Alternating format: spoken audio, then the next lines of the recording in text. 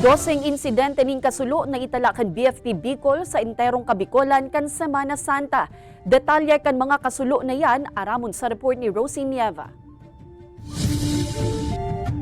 Duwang insidente ng kasulo ang nairehistro kasabay kan pag-obserbar kan Semana Santa sa probinsya ng Camarines Norte.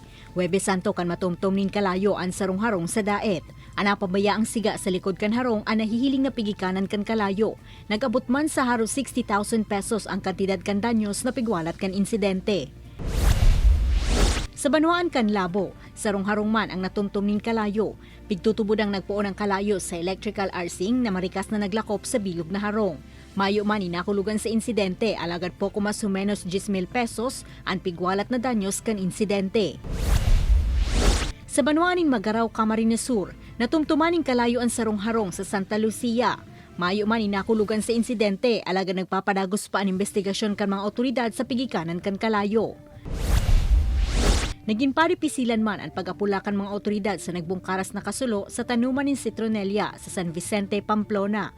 Nagpapadagos pa ang investigasyon kan mga otoridad sa pigikanan kan kalayo. Sa datos kan BFP Bicol, nagpakol sa dosing insidente ng kasulo ang nairehistro sa bilog na rehiyon durante kan Semana Santa.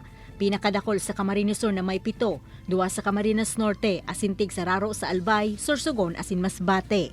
Ini si Rosie Nieva, Balitang Bicolandia.